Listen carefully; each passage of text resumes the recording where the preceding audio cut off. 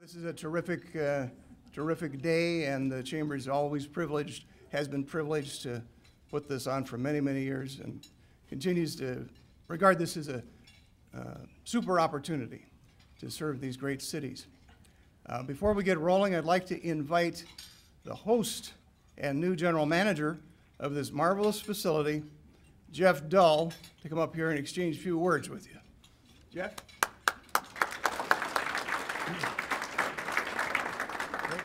Thank you, Steve. As mentioned, my name is Jeff Dull, and I am the new acting general manager of Edinburgh, USA. On behalf of Lancer Catering, I'd like to welcome you and thank you for hosting your State of the Cities event here once again. I've been with Lancer, a little bit about myself. I've been with Lancer since 2002. I did start my career here with Lancer Catering, so I'm familiar with the building, a lot of the members, a lot of the clientele, so I look forward to working with you all. Enjoy your lunch, and we'll talk to you soon. Thank you. Thank you, Jeff. Our sponsor for today has been a terrific supporter of the Chamber for a long time, particularly over the last year, and largely through the leadership of Brad Giles, who is on our board of directors, but also his team. And they've made a special point of being very actively involved with the Chamber. We tell people, if you are thinking about being a member of the Chamber and signing up and waiting for the leads to come in, save your money. You have to get involved, you have to get engaged. It's a 50-50 deal. CenturyLink understands this. They bring as many of their people to our events to learn and to contribute as possible, and it's deeply appreciated. And here to speak on their behalf as our sponsor for the State of the Cities is Tim Buckholz, who's the head of operations for all Twin Cities. Tim?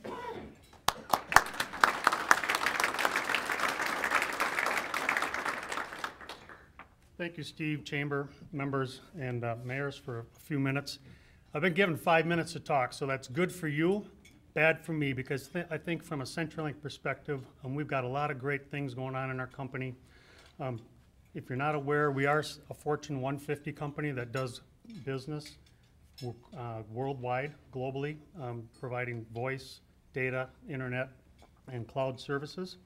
Locally here in Minneapolis, St. Paul, my operation consists of 500 technicians that take care of the provisioning of services and repair and construction and build outs throughout the metro area. Brad Giles, my manager, is responsible for the turf within these 4 cities here. He's a great member of my team, has about 50 to 60 techs that work in this general area, taking care of your businesses, your customers, and your consumers. Currently, CenturyLink's really focused on upgrading our networks, both on the network electronic side as well as our infrastructure. I think latter part of last year, we announced we're offering 1 gig services to both our consumer and business customers, along with our Fiber Plus and Managed Office and some VoIP.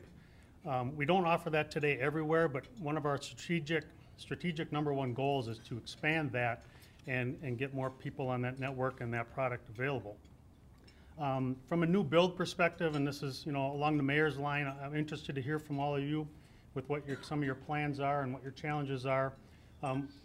We go fiber first in every new MDU, LDA, industrial park, business park. That's really our first choice, because we want to make sure that the tenants that you put in these buildings and the residential customers have every opportunity to have the speeds that they need to be successful and to thrive in this market. So know that you have that commitment from CenturyLink. Our first choice is always to go fiber and offer all of that. CenturyLink is very involved in the community. We do a lot of work with the associations, with the various chambers throughout the metro. Brad shares with me everything that's going on within your chambers. It's great to be a member of that and to support your objectives. We also have a very significant sponsorship with the Twins, which we're all baseball fans and would probably love to have baseball weather today. We also just renamed the spring training facility down there to CenturyLink Field, which used to be Hammond. down in Fort Myers. So if you get an opportunity for a spring vacation, stop by and see the Twins down there. It's a great facility that they just remodeled. We are very involved with MHTA, which is the Minnesota High Tech Association. We have a teachers and technology grants that we hand out. Matter of fact, in Brooklyn Center, we recently gave a $7,500 grant to North Star Elementary, and then in Brooklyn Park, we went the same amount for Crestview Elementary for both iPads and notebooks for their students.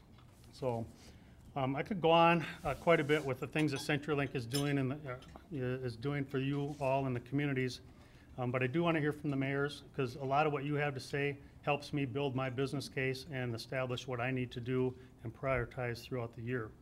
I'm going to make one quick plug. If you caught the Minneapolis Tribune just before Christmas, you saw that CenturyLink is bringing a video product to our market here. It's called Prism TV. We've got some work to do to build out a network and to make that available to as many customers as we can. We're doing a lot of work behind the scenes with the commissions for franchise agreements and those things, but we really hope to have a very impressive product at a very competitive price with the other cable and satellite providers, and another choice for the consumers in the video market. With that build and with that plan is we are growing our company right now today from a technician perspective. So I've been here 37 and a half years, and that's Northwestern Bell and US West and Quest and several people in here. I'll be around afterwards if you want to know what Northwestern Bell is. I can give you a little history lesson. We're adding technicians and field supervisors, and we have a job fair coming up on the 22nd of January. So if you have any friends, family, employees that you maybe don't want anymore or don't have room for anymore, we are holding a job fair for that, and they can go to CenturyLink.com /careers and check that out. So again, thank you for a few minutes. Thank you, Chamber, and I look forward to hearing the rest of the presentations. Okay, thank you.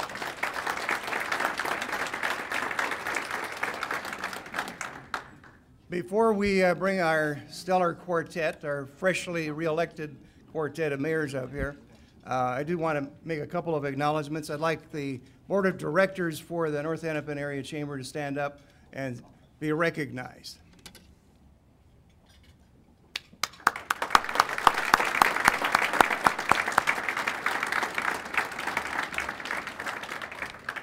Did you happen to find something like this on your chair? I sure hope you did, because this is one of the really major breakthroughs from this chamber and a solid demonstration of what we're doing.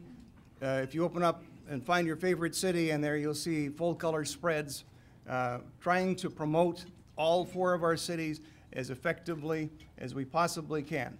This, compared to our little 5x8 spiral bound booklet of the past, is a huge step forward. And it's done entirely by Prime Advertising and Design. They designed the whole, well, I gave them a few ideas,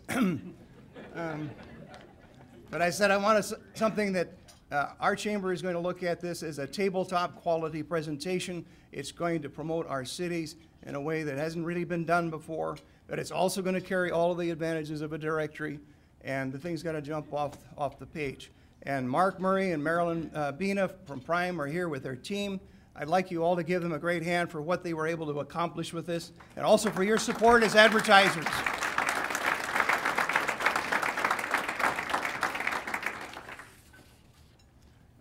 Now, to the good stuff. Our esteemed partner, and if there were an opportunity to nominate a Citizen of the Year or the Quarter Century, I think it would have to be this gentleman. He's always been there to help us over the years. He's served on the board as a chairman. He's also been there as a guiding influence, certainly on me, and to our business education partnership. And he's going to be our MC for today's presentations. Dave Kiser from Channel 12.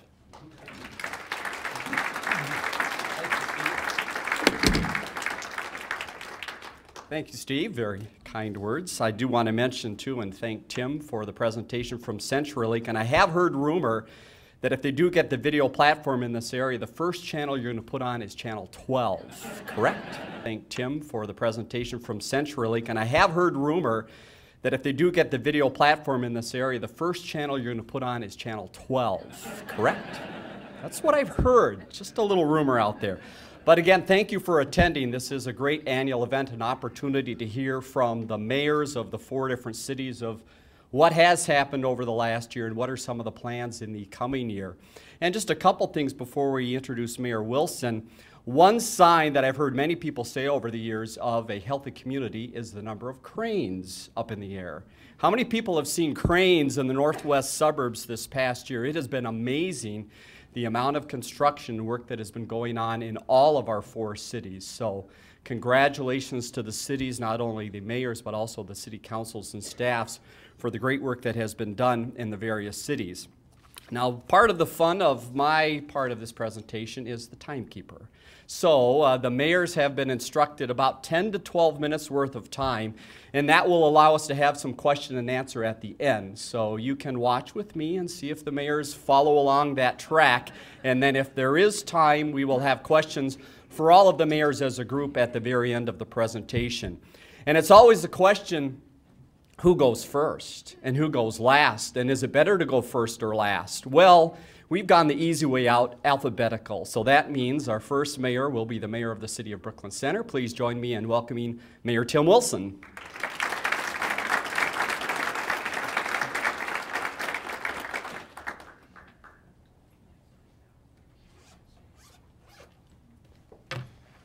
Well, let me quickly get organized. While I'm doing so, I have to tell you at least one story where my very first one of these, the mayor, then mayor of Osseo, was talking to me and saying, well, you're brand new to a mayor, so you'll be last. So I sit down, I'm eating, I have a mouthful, and who do you think they call first? I still have not let him forget that, and he doesn't let me forget it as well. So.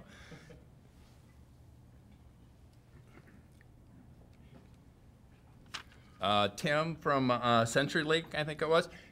I have to admit that I have been a customer, DSL-wise, for probably the last 20 years. I've been very pleased with the service from CenturyLink and its former names as well. I've moved houses, and CenturyLink has been kind enough to move all of the equipment and all the pieces for me, and that was a few years ago. But I did hear 1 gigabyte, and I'm a chief technology officer with the state of Minnesota, so I'm looking very forward to getting 1 gigabyte service. Fiber is good. Okay. I don't know if Dave is counting that as my time as well. Yeah. But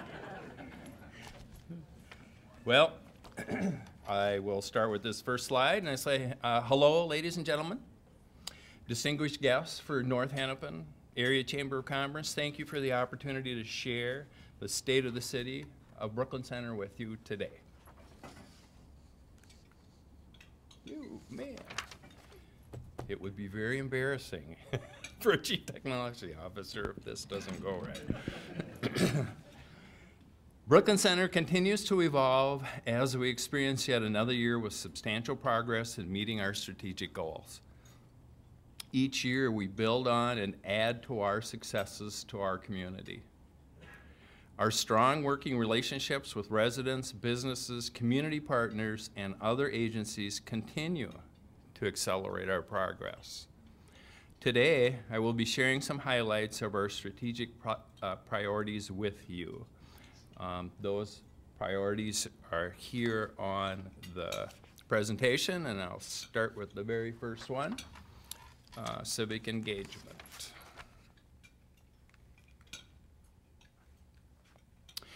In January 2014, a delegation from Brooklyn Center visited our sister city, Boinjama, in Lofa County, Liberia.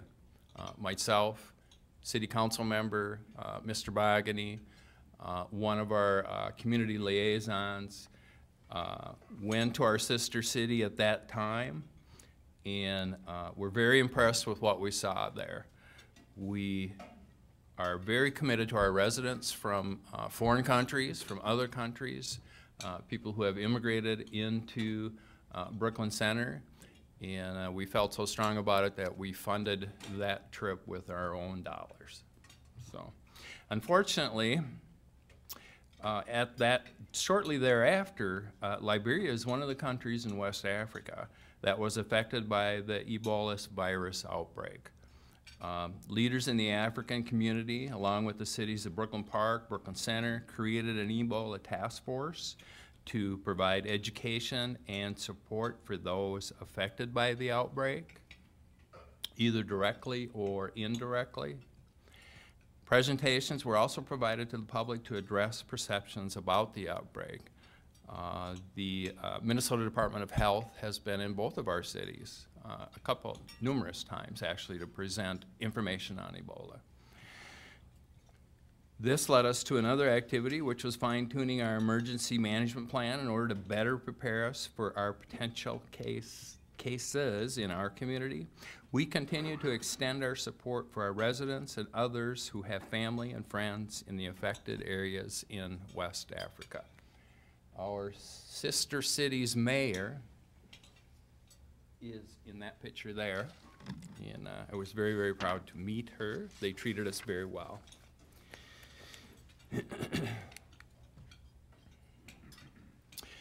The Joint Community Police Partnership, JCPP, continues to be recognized for building stronger relations with the police and community. Its work has been recognized locally, nationally, and globally. It is the collaborative effort of the cities of Brooklyn Center, Brooklyn Park, Richfield, Hennepin County, and the Northwest Human Services Council. A delegate from Denmark visited Brooklyn Center to review our policies and practices in building trust and positive community police relations. It's not the first time we've had a visitor from overseas come to see what we are doing in that respect. In October, Chief Benner visited Denmark and met with their law enforcement leaders. A successful program in Denmark called Dialogue Project has many similarities to the programs that we have here between the cities and the county as well. I'm trying, Dave. 15 minutes, I know. Ensuring the success of our youth not only improves our current quality of life, but also ensures the success of our future. We have several programs underway, and I would like to highlight at least one of them that is very, very dear to me, and I know it is to Mayor Lundy from Brooklyn Park as well, in the commitment and involvement he has also.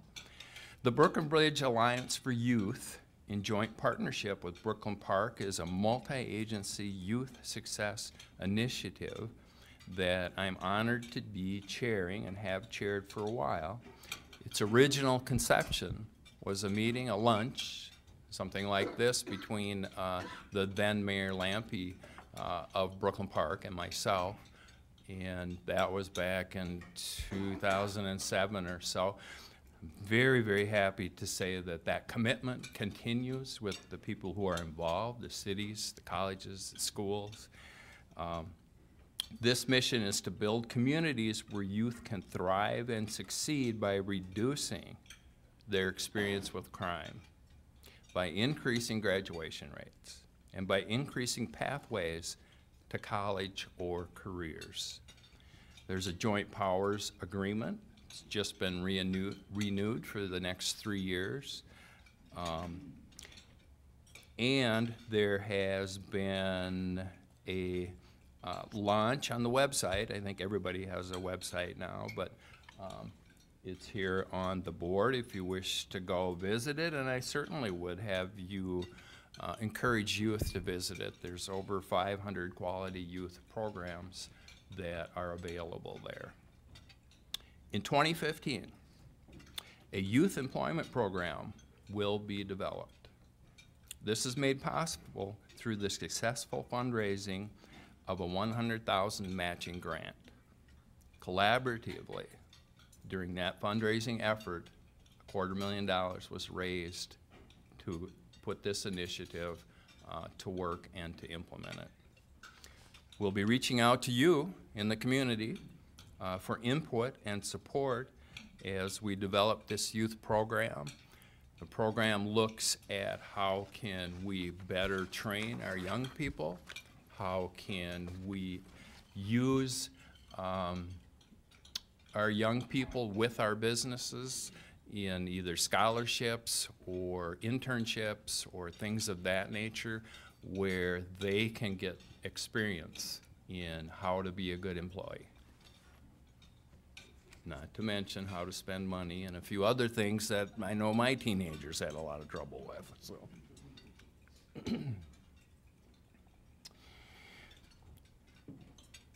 Building a community amphitheater. This is another very dear project to me as well, and to Brooklyn Center.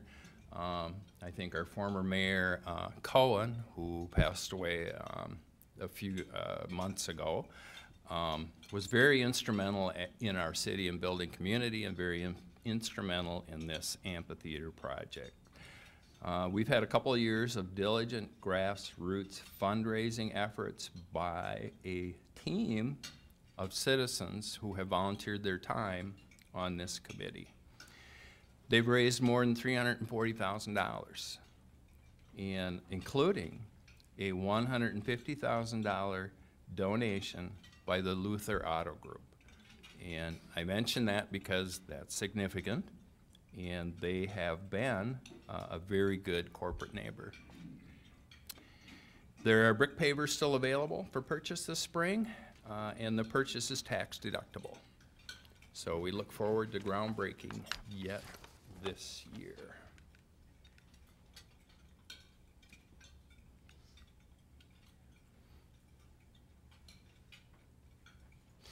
All right, I'm in sync. Commercial development and construction remains strong as several projects are underway. We continue to do redevelopment. The Luther organization is bringing in another dealership, Volkswagen dealership, and continuing to build up that Brooklyn Boulevard corridor.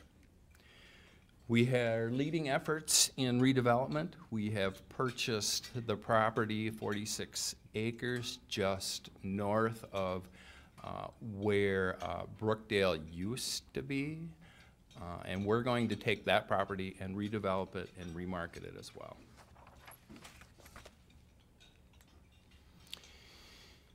The Earl Brown Heritage Center, I would be very remiss in not mentioning this establishment. The Earl Brown Heritage Center is a great asset for Brooklyn Center and will be celebrating its 25th anniversary. I would hope that a number of you would help us celebrate that. It is the original Earl Brown farmstead. It's been transformed into an award-winning conference and event center, yet it maintains its rich history for Brooklyn Center. I have to mention as well in the notes that, if Vicky's here, was so kind to put together for me, that the Earl Brown Heritage Center has just been awarded the Knott's Best Weddings Award, and it's only given to the top 2% of wedding venues. Providing a sense of community. We have many efforts to improve our image in Brooklyn Center. Based on feedback, we created a shop, eat, and meet map, which is here and still there. For individuals coming into our city to learn about what's new, what's coming in, what is there for amenities. Other actions taken to ensure our organization has an inclusive cultural and will have the necessary tools to serve our diverse community was started in 2013. We will be incorporating inclusion and diversity as a business strategy. We have for a few years already, but this year alone, we'll be creating an inclusion and diversity council to implement recommendations to the council to deal with our many citizens in Brooklyn Center who have a very rich, diverse background. Am I close? we've been recognized as a safe and secure community. Stats, which are fairly boring, and I won't go through those at the moment, but are significantly down for crime statistics this past year compared to prior years. We're maintaining our financial stability and our AA rating, and I want to get to this one for sure. By the way, this presentation will be online, or you can get it from City Hall as well. But we're doing major infrastructure improvements to support the redevelopment that we have in Brooklyn Center and to support the residents we have in providing, in this case, clean water based on information we had gotten about a year ago. And this project has taken off in a year's time. For a political entity to put it together and start construction is extremely amazing and shows the commitment of the council in Brooklyn Center in providing good quality drinking water. We've had significant private investment in Brooklyn Center from individuals across the nation, certainly out of state as well. We've had another exceptional year with commercial construction and home improvements. A bellwether of that is the $64 million in permits that were pulled in 2014 for new construction, for residential construction, for business construction. It doesn't include the water treatment plant, which also has to pull its own permits, and it raises that value to about $77 million for 2014. That is about a 3 times increase in those permits in investment in Brooklyn Center. Housing value and market values continue to improve. We're very happy to see that, but from our residents' perspective, they're going to see higher taxes as the homes that they have appreciate in value.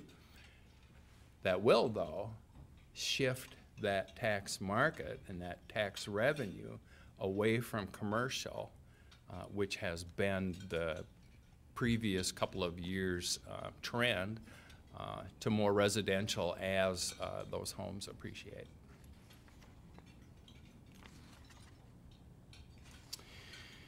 We also have a program, and I'll be brief, I know I'm over already, for NSP, Neighborhood Stabilization Program. We've been purchasing homes, properties, and either restoring them, rejuvenating them, or having new homes built on those properties. We have done something like 12 of them, either in progress or have been completed, and we had 2 this summer that sold for more than $180,000 in Brooklyn Center. It's a very fine achievement, and those are very brand new homes with new residents coming into Brooklyn Center.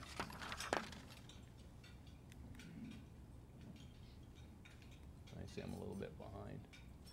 The end. Have a safe and prosperous 2015. Thank you very much.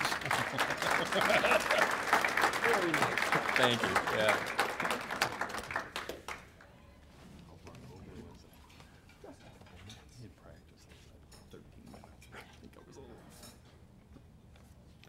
They always kid me when they come to the studio and we do our taping. The control room crew is always yelling at me to keep it short, you're over time, and now I get to be in the other end of it here. But very nice job, Mayor Willson. And again, these presentations, as you see, have been well thought through, and some of them will be available on the city's website. We're also taping it for Channel 12 as well, so the full presentations will be available. Looks like Brooklyn Park is technically getting ready.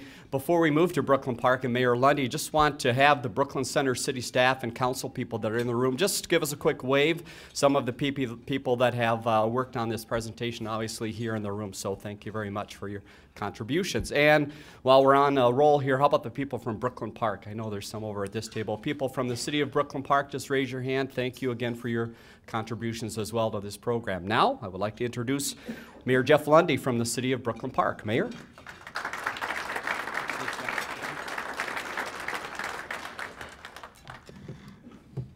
Well, I would start off by saying that I did most of the presentation myself, so any errors are mine. Anything I got right, the staff will say I had the good sense to listen to them as they gave kind advice. What I wanted to do first, because I usually forget these things, is I'd like to recognize that our city manager is moving on to the city of Bloomington. We think, well, it's okay to go second place, but we know that there's many things there that Bloomington offers, and I'm very respectful of the fact that a 5-minute commute from home is something that you can't replace. Time with kids, that's something you can't buy. And I just want to thank our city manager as he departs this month that for his hard work. Many of the things that we are doing, the success I'm going to talk about, he has been a driving force. I'd like to ask Jamie if he could please stand and just be recognized.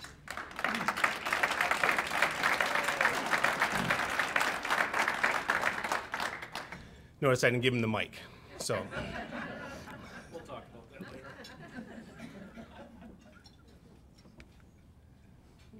This way. So I think the first thing we've done is a bit of a rebranding. And I like to say this first, the logo is free because KSTP, after their first hatchet job on our rebranding, I've been very careful because they'd love to talk about spending money on a new logo. What we did as a city is decided that what we were portraying ourselves as, we were not, your brand is yours. If you don't manage it, other people will. And so we took a process to engage with our residents inside our community, people outside, and we partnered up with Spawn, who is a top flight marketing company, irreplaceable knowledge of the market, and went out and they interviewed lots of people and kind of got some feedback. What do people really think? Not just electeds, not just the staff, but residents, business owners, people outside the community, people looking to come inside, and really tried to take a look at how do we brand ourselves. And the phrasing, unique, united, undiscovered, that is our brand. We wanted a brand that was built on facts and aspirations, not in illusions and misdirection. In other words, we're not going to say we're not something, and we're not. And that was very much what the community wanted to do. And so as we're going to start to roll this out, you'll start to see other ways that we may, where does our branding appear? We're working on that right now.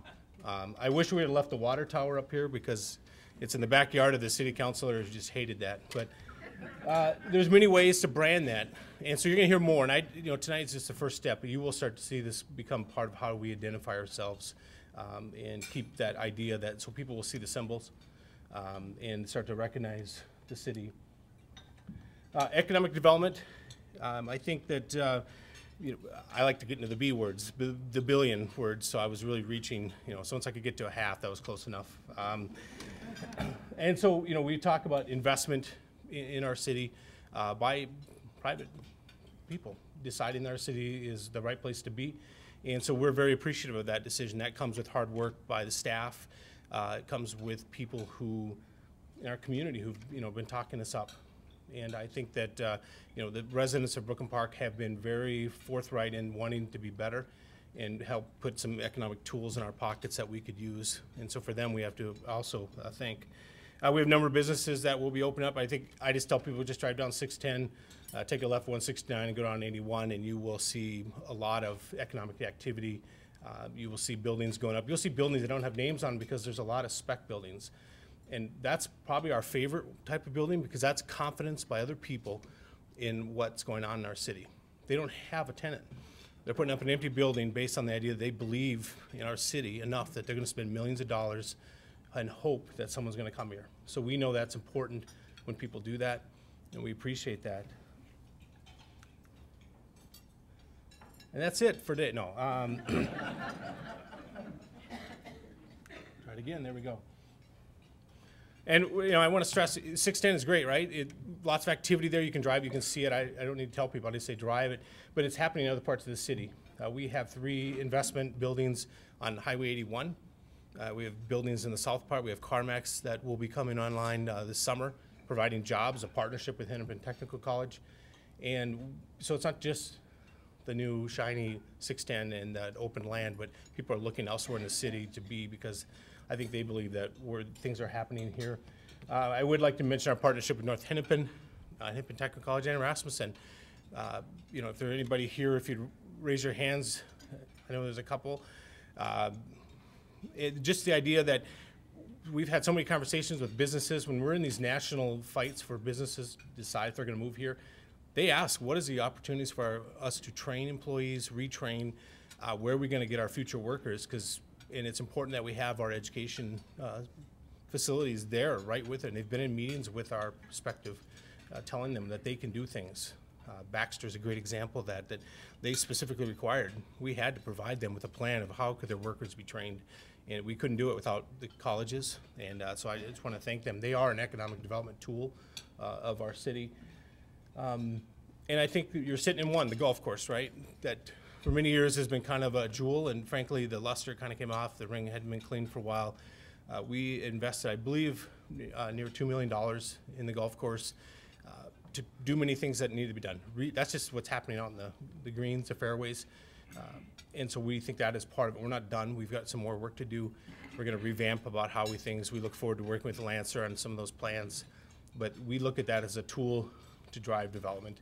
We look at that as a symbol of what people might come for. And so there's more things happening. Transportation. I have a feeling this year you're going to hear the words Brooklyn Park and LRT often in the news.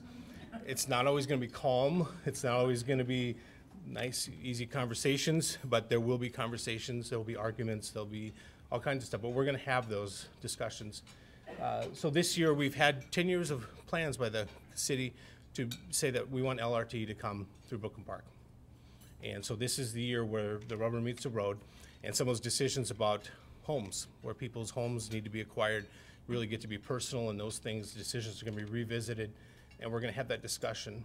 And I would challenge everybody in this room who believes that light rail has been a future plan for not just us, but for Osseo, Maple Grove, Brooklyn Center. It's a development tool for the Northwest, that you stand up and speak your mind. Because I know that we will have a good decision if the maximum amount of people step up, let us know what can this do for us. And there'll be lots of facts, that we know about, that cities who get light rail versus those that don't, the economic, over time, the valuations of their cities. Mayor Willson talked about how their value is up. As mayors, that's the biggest thing we care about, is the values of our properties going up, because that is vitality, that sets a good tax base, and that sets us up for the future. Also, I have a feeling that Mayor Steffenson is going to talk about some little road called 610, so I'll leave that one for him. We did open up a park ride, and we're going to look at the other one with the light rail. I think one thing that, I talked about the development, we have a proposal that'll be back up in a month for a $80 million apartment building. The rents are more than mortgages. It is not your normal apartment building. And the reason the developer is looking at building it is because it sits at the end of the light rail. If that light rail wasn't there, the builder simply wouldn't be there. And so when people talk about why do people make investment decisions in communities, things like these can drive those decisions. We also know there are other people looking at similar. And I'll tell a simple story that I use to demonstrate why is starting off with a good luxury apartment building the key. If you drive down the road and you see a kid selling oranges, he sets it for $2. What do you think the next kid who opens up the stand is going to set his prices at? Maybe $1.95, maybe $2.05 because he's got better oranges, but it's still $2. So if we set that bar high in 610, we get apartments that are a little better. We think the ones that will follow have got a bar to meet, and we think that means that the city's got to look at investing city investment dollars into that. So we're going to have that discussion at the county level.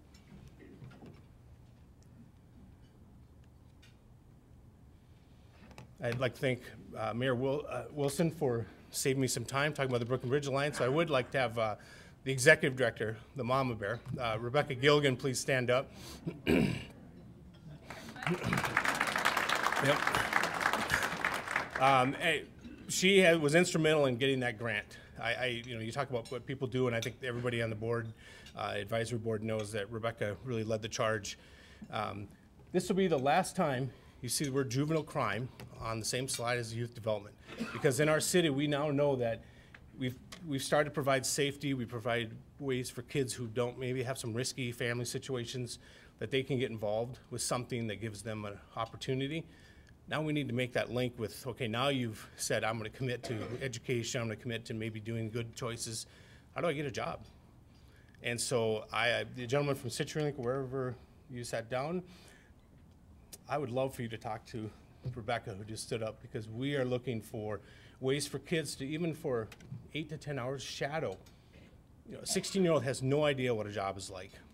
And for them to just shadow for a few hours to understand, hey, there's something, I could do this. I mean, I've got to go to school, I've got to do some things.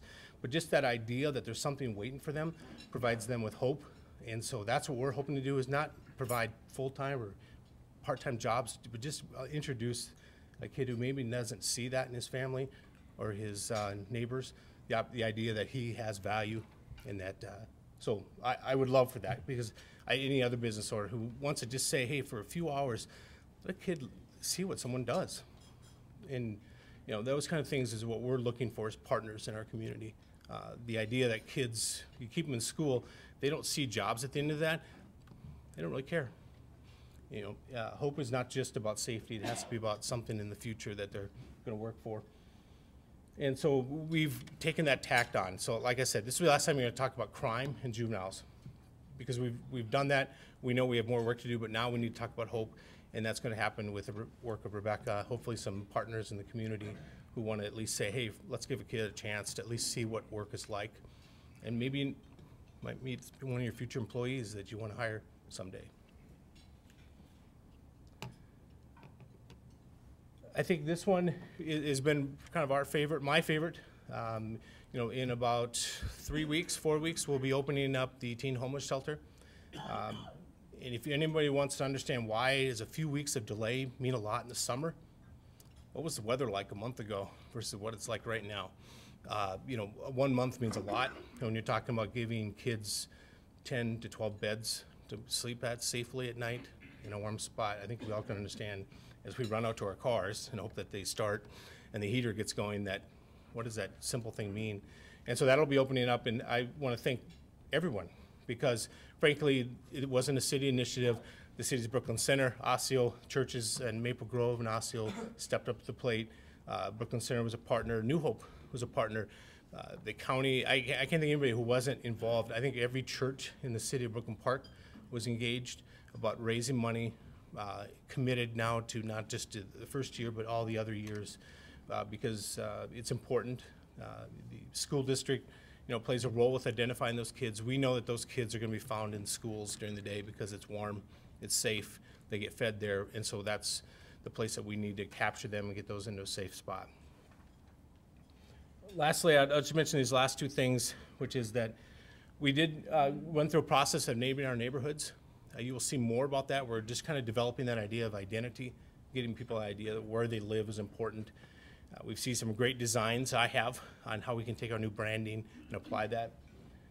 The other one is Cities United, which you'll see probably in about 3 months. Brooklyn Park is proud to be one of the initial 20 cities to be involved with that, but that's the idea that you know, violence tends to really affect youth of color, males, who tend to not see any examples of how they could be in life, and so they tend to get involved with negative activities. And so we're going to try to see what we can do as a city to identify small steps that we can do. This is a national effort. Brooklyn Park is helping to lead that by taking part, working with the White House every other Friday. We report in what we're doing to them, and so they're kind of keeping track. But you'll start to hear more about that as we go forward.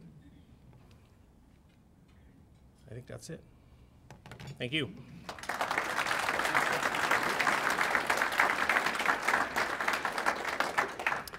Thank you, Mayor Lundy. We'll let the Maple Grove crew come up and make the switch over of technology. And if there are Maple Grove staff that are in the room, just raise your hands so we can see some of the Maple Grove staff and council members as well are here with us today. Thank you very much for coming today. One of the things that you'll hear as a theme throughout all of the cities is obviously the cooperation that's happened, and that's something that is very encouraging from our end, and a station that's covering the area is to see all the cooperation. And many times we'll do a city that might start in Maple Grove, but it ends in Osseo or Brooklyn Park or Brooklyn Center. So the cooperation is fantastic and certainly has made a lot of things happen in this area. Right now, please join me in welcoming Mayor Mark Steffenson from Maple Grove.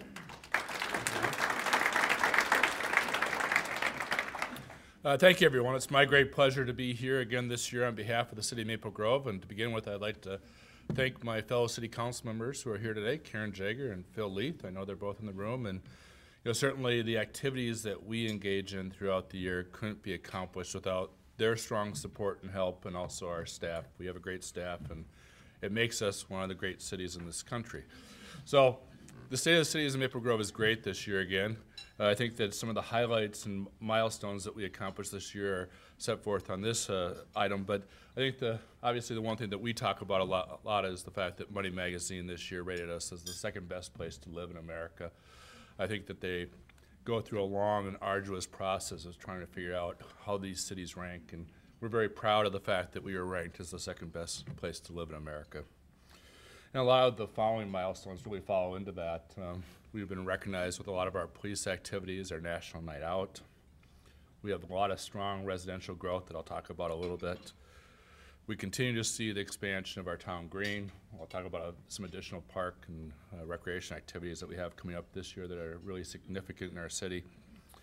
And I think that one of the things that's great for our city is that we continue to maintain our AAA bond rating.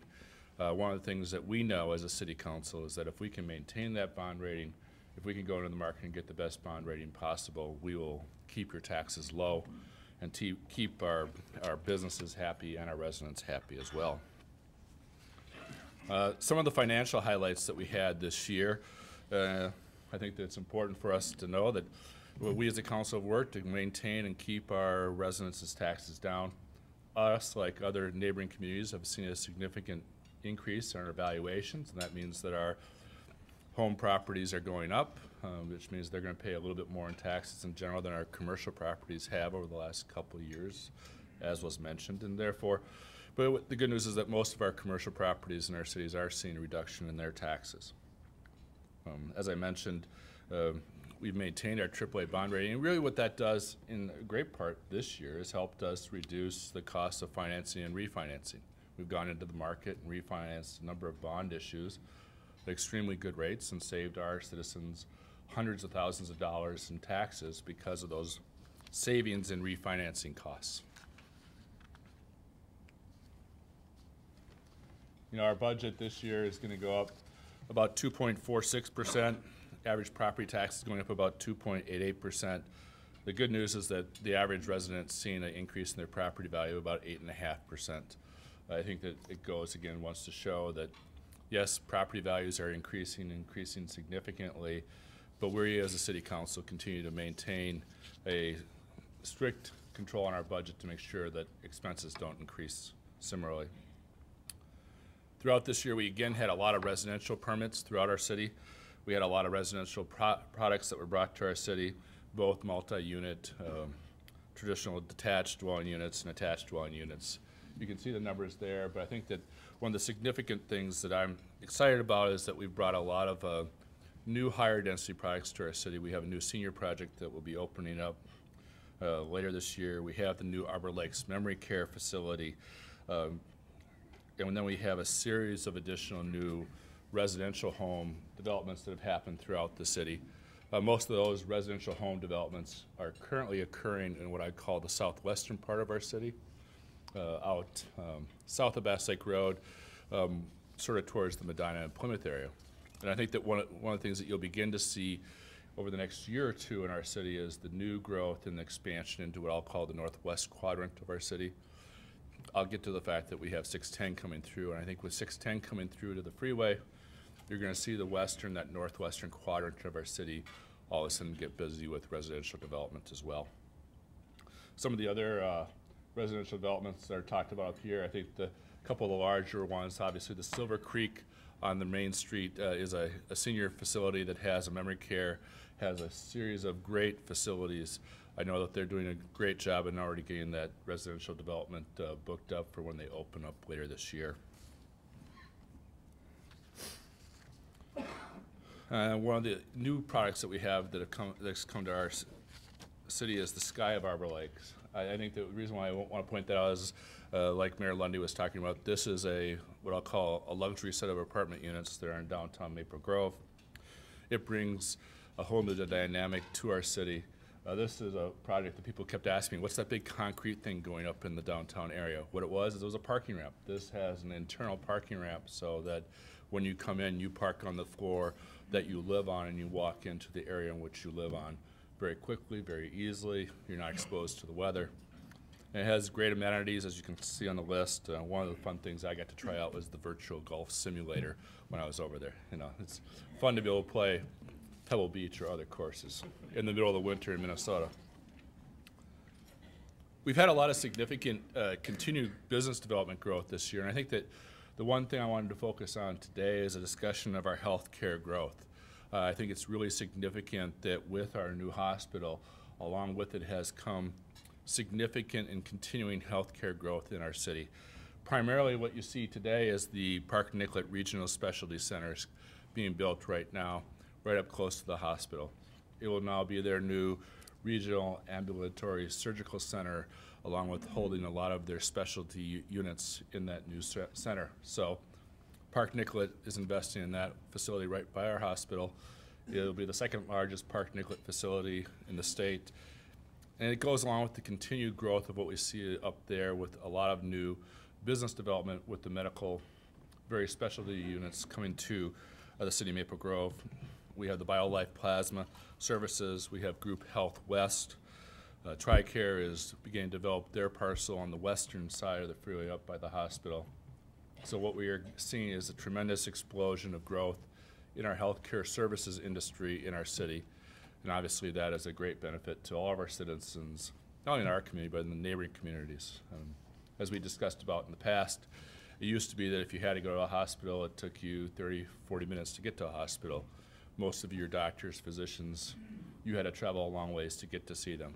Today, it's nearly to the point where pretty much every specialty group has an office located in Maple Grove, and that's something that we're very excited about.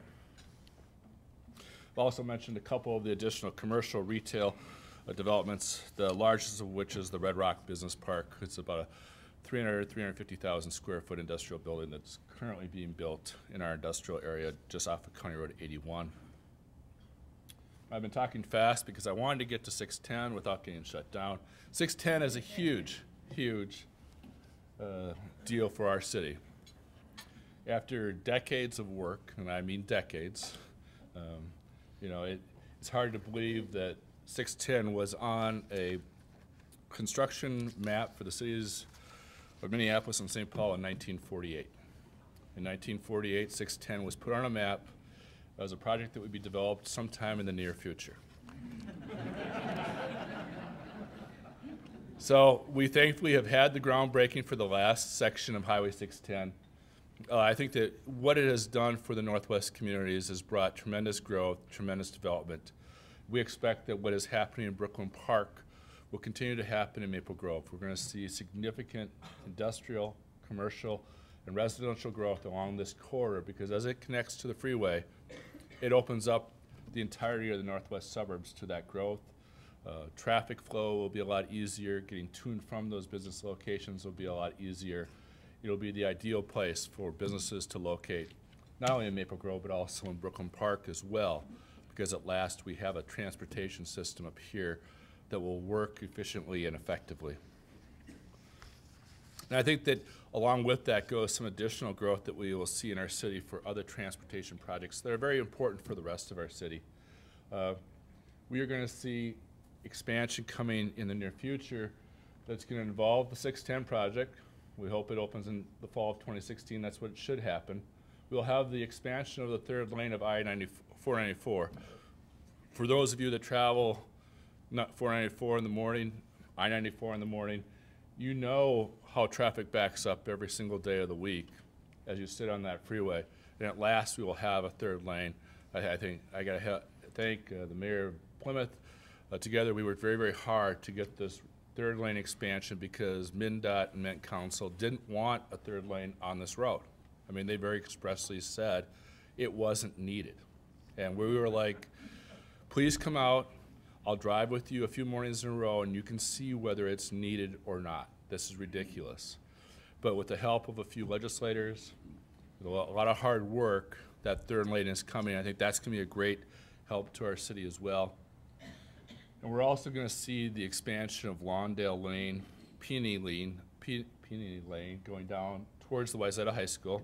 And you're also going to see the expansion of Vicksburg Lane going south. That again will create 2 additional 4-lane connections going north-south through our city that will make travel a lot easier for our citizens.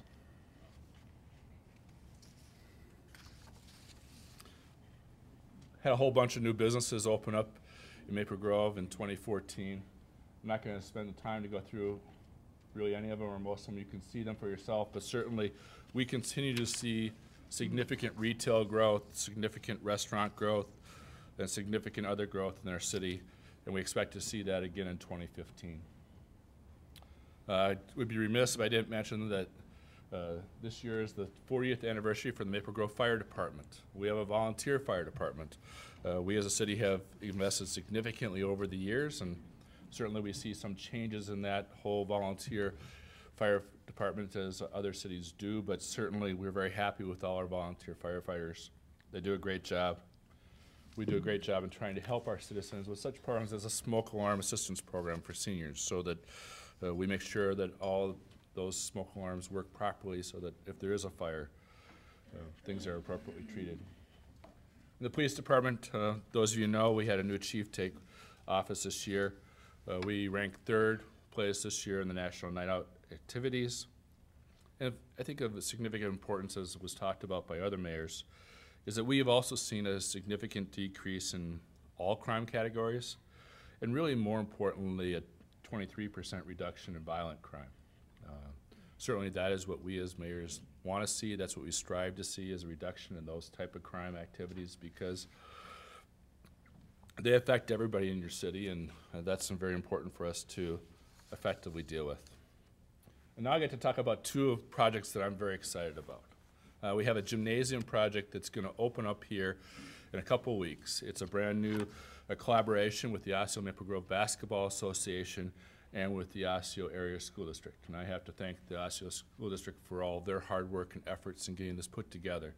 It's one of the great collaborative projects that we put together that's going to provide a great environment for our athletic teams, for our sporting activities, for our citizens to be able to have a place to have a lot of activities to go to.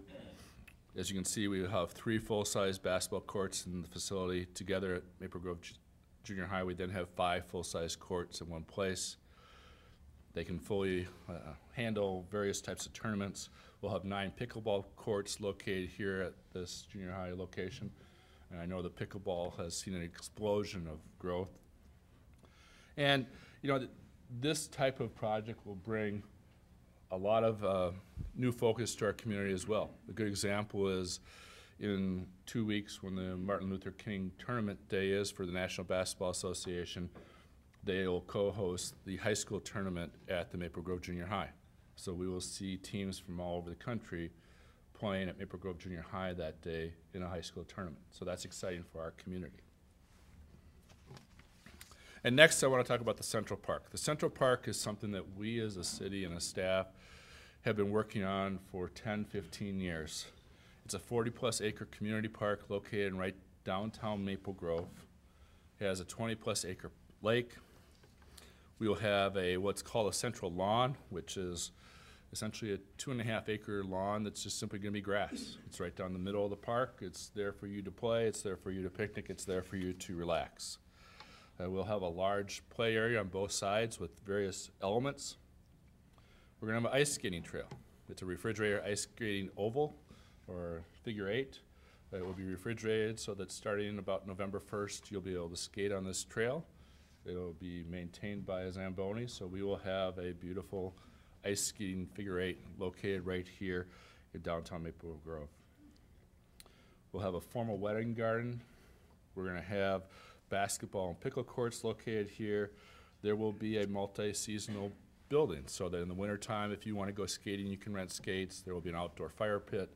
There will be all sorts of wonderful things located in this new Central Park that we think is going to be a great amenity for our community and a great attraction. And finally, I have to conclude once again, because this is what we do. I have to talk once again about the fact that we were recognized by Money Magazine as the second best place to live in America. We think it reflects on our city quite well that Money Magazine would consider us to be in this position. And for that reason, I'd like to thank the city staff, my fellow city council members. I know that without their hard work and their efforts, we wouldn't be the city that we are. I think that this recognition really goes to recognize that we as a city have done a lot of things very well. And on behalf of the city, I want to thank all the residents for all their hard work as well.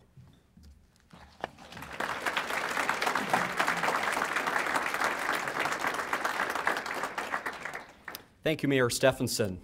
I could never forget 610. I can remember, this dates me a little bit, I remember standing on the first leg of 610 with Senator Dernberger and the ever-popular Mayor Ventura as well, talking a little bit about highways here in the Northwest area. So it has been a long time, and certainly this will be exciting to see that extension finish through the city of Maple Grove. At this point, we move to our final city, the city of Osseo, and I know there's some Osseo staff and council members here. Just give us a wave, Osseo. I think they're back at some of the back tables there. Thank you for joining us today.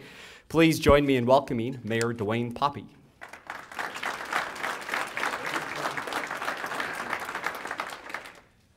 All right, well, thank you everyone for coming here today. It's a great opportunity to present what's happening in Osseo and with my fellow esteemed mayors from the neighboring communities. One thing I did notice that Mayor Steffenson forgot to put up on one of the things that ranked him with second best was actually the location next to Osseo. I didn't see that on there.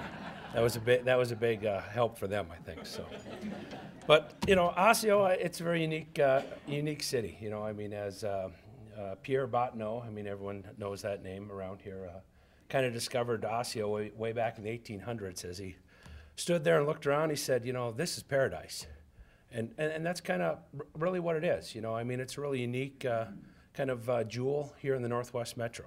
I mean, we've got a lot of unique things. And, you know, the city of Osseo and the staff and everybody, I think it's like a big family. You know, of course, you know, all of our families, we've got those crazy uncles and somewhere down the line, but, you know, we all have to deal with them. So, but no, just wanted to again welcome the members of the Osseo City Council here today. We've got Larry Stelmack, Ann Zelnick, Harold Johnson, and Mark Schultz back there. They're all keeping an eye on me in case so I don't screw up. So we got the full staff here, and then of course, City Administrator Doug Reeder back there. And I just want to say thanks for all of the things that he does. It really helps you know, our job a lot easier with the guidance that he's given us with his term with us. So.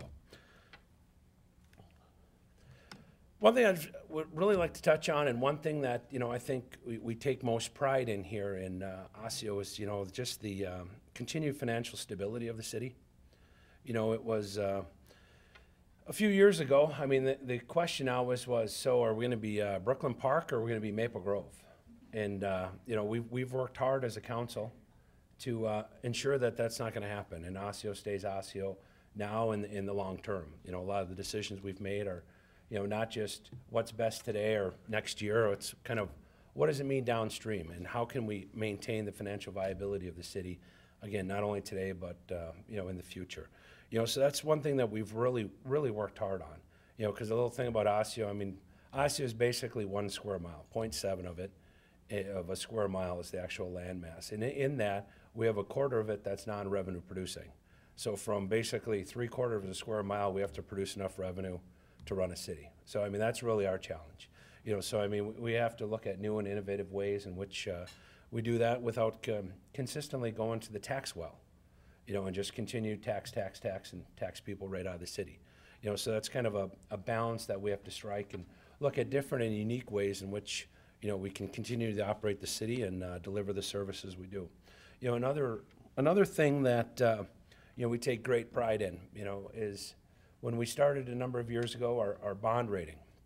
You know, both mayors have talked about the bond rating and the importance of it, but our bond rating was an A a couple of years ago, and we just got a new bond rating by S&P because we're issuing some debt, and we've raised it to a AA-. That's 2 ticks up. So I mean, that's huge for the city of Osseo, and we're going to continue to try to be, you know, financial stewards of the money that's, you know, given to us by the residents. I mean, it's very important to us, and continue to maintain that financial strength going forward. Again, as they touched on it, all it does is it lowers the cost for bond issuance for the city because, you know, the better credit rating, and we do have to issue some different debt to be able to accomplish some things that we have to do in the city. So, and then as you can see on the slide there, this has been the 5th straight year that our budget came in under what our projected budget was. I mean, we've really tried to manage the finances, and as we said, find new and innovative ways in which to deliver the services that all the citizens, you know, require. You know, also, you know, our housing values are up again this year, which is nice. I mean, and it's up significantly, so much that as we just had our truth and taxation hearing, people were upset that their taxes went up, but as we looked at the numbers, we realized if your value stayed the same, your taxes would have went down. But so they didn't appreciate that the values were going up. But we'll continue to work on that. But you know, so and, you know, one thing too is, you know, we talk about LGA. You hear about it in the paper all the time. LGA is a large part of our budget. That's local government aid that's received from the state. You know, it's about 1/3 of our budget. So one thing that we've done as a council and be very conscious about it is we said, well, and you heard everyone bash LGA when it was getting cut a few years ago, and then the formula got readjusted. And one thing that we've said consciously and we've made a decision about as a council is we said, you know, LGA may or may not be around, but in the old days, the payments, they'd promise you X and deliver you Y, and you never knew what it never was. And then a lot of times the knock was, well, you're kind of getting fat off the hog and not managing your city the correct way. So we've made a decision to kind of restructure our budget, and we're close to now, the monies that we receive in LGA are all going to our capital improvement projects, whether it be streets, roads, you know, new equipment, cop cars, things like that. So I mean, if it comes to the point where it all of a sudden gets eliminated from the state, we can go to the state and say, well, we're running our government on the monies that we can raise within our jurisdiction, our city limits, but we have no money to do future projects, so we're gonna have to have some help there. So I mean, we're just kind of positioning our city long-term that if that is an issue, at least we can account for that. And you know, we're able to put, you know, money aside for streets and roads and new equipment, and we'll kind of touch on that going forward. You know, and one big thing that you've probably seen as we talk to the cranes and everybody else is the new development. As you can see in the chart there, I mean, we've got over $23 million of building permits, you know, that over the last couple of years, they've just been ticking up. You know, as a council, we've looked at all the possible developable land in the city, and how can we get it, you know, on the books. There's a lot of, the EDA owned a lot of properties, you know, that were just sitting there not collecting any taxes. So we try to look for new ways in which to, again, you know, grow the revenue for the city, which lessens the burden for the homeowners. So as you can see that, I mean, last two years, we've been continuing to look for more and more new development. And it just, you know, helps with this new development, some of the, you know, finances that we've talked about. It goes from, you know, some of the citizens worrying about, you know, who are we gonna be and are we gonna be around to, you know, I really think now it's time to start building community. I think community is important for the city, and I mean, you've probably seen it in the paper about rebranding and things. I mean, as Brooklyn Park has said, but we just had an article, I mean, we don't have the budget of Brooklyn Park to rebrand, but, you know, we're trying to, you know, change the logo and, you know, again, try to build community within the city. You know, so if we look here, these are some of our recent notable developments that we have, you know, in the city here. You know, if you look, we've got, you know, 36 million of private investment into our city, which is, you know, pretty significant. You know, and I think one thing that you're seeing is, you know, we have what a lot of people are trying to develop with that livable, walkable city. And I think, and that's really what's driving some of this investment. You know, some of the big things, you know, like our apartment project, you know, 5 Central there, it, you know, is kind of a unique situation, you know, and we'll kind of highlight some of the ones, you know, as 5 Central here. You know, the first phase, and this started a number of years ago as they did acquisitions on some of the scattered homes in Osseo, and then eventually, you know, we put together a plan, and kind of the comprehensive plan is to build density along the core, bringing more bodies downtown, which will help support the businesses. So the first phase opened up in July of this year, which was 69 units, and it was opened up at about 86% occupied, and then now it's full.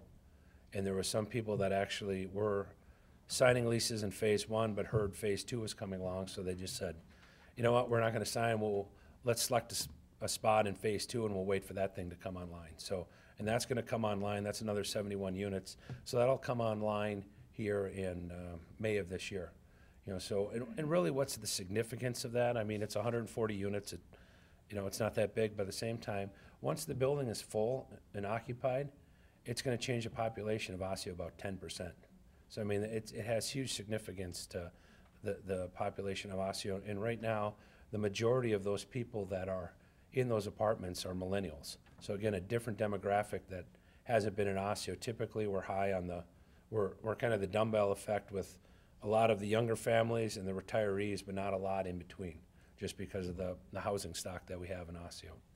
So next one, development. We've had, you know, it was the gun range. I'm sure a bunch of people saw that, but again, it's a great asset, you know, to the city. It's a destination type retail that I think those are the kind of things, you know, they had a lot of, it's a very nice gun range. I mean, everyone who's been there has raved about it, you know, so I mean, if you get an opportunity, you can check it out, and, you know, even they're teaching gun safety and a bunch of other things there. You know, it's just not a range, actually. They have a simulator there too, where you can go, you know, get more comfortable with gun safety and things and use the simulator.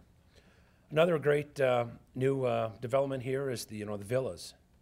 The villas, it's the old Berkshire, and the villas, it's an organization that came in and purchased the building, and they're putting a 20,000 square foot addition on the north end. It's kind of short-term rehab care, and it's going to be a nice amenity for the residents of Osseo, but everyone in the area that has to do a kind of stint for short term with a hip replacement or something. But again, quality facility in Osseo for healthcare, but then also the old Berkshire residents. Now they're going to totally renovate that also, is get this done and then totally renovate the center. So again, just improving the care that people can receive in Osseo.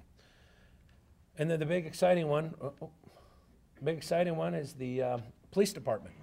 You know, this was something that took a number of years, and it was quite an exhaustive search on what to do with the police. You know, it was determined from a community survey that the people wanted the police, and they said, figure out how to keep them here. So we looked at every single option I think we could have in the city, and we finally determined, you know what, it probably makes some sense. Why don't we add on to City Hall?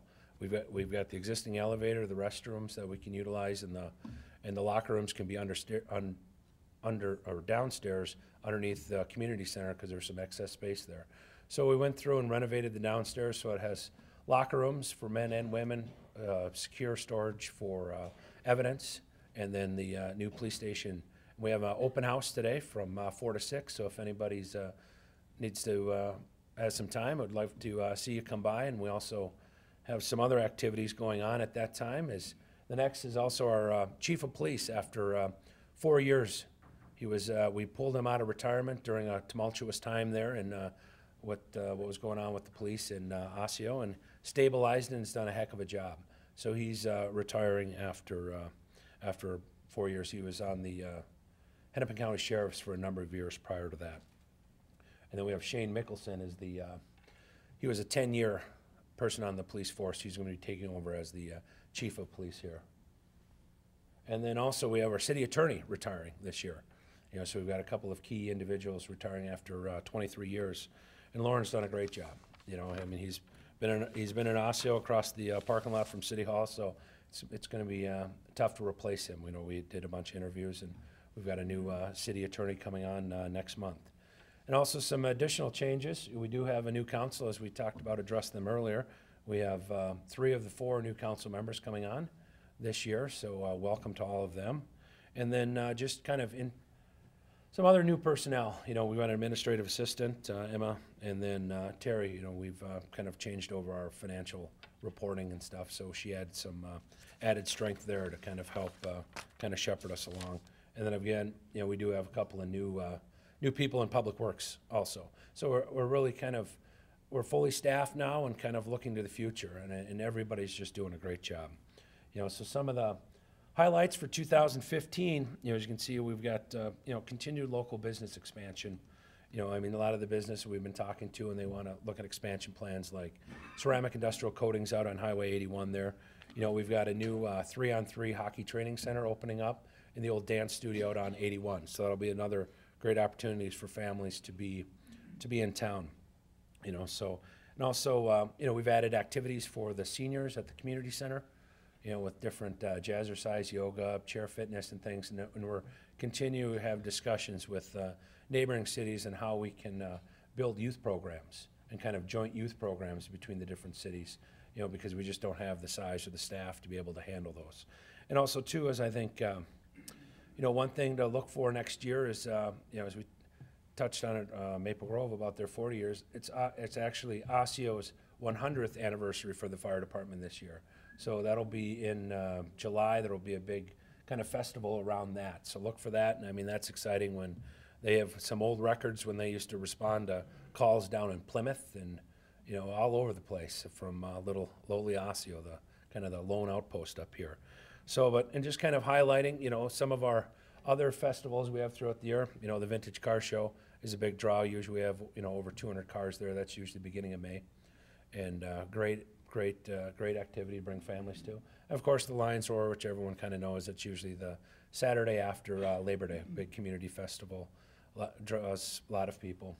And then the Mini Dazzle, it's kind of the Norman Rockwell kind of Christmas celebration with the park and the carolers and, Santa there and the big bonfire. And it's really kind of a, special, unique thing of in Osseo to have that, So I just say, come discover Osseo. It's got a lot of great things to offer, and we've got, a lot of new changes. You haven't been through town. There's a lot of things changing, and we're going to continue to try to improve things. So thank you for your time.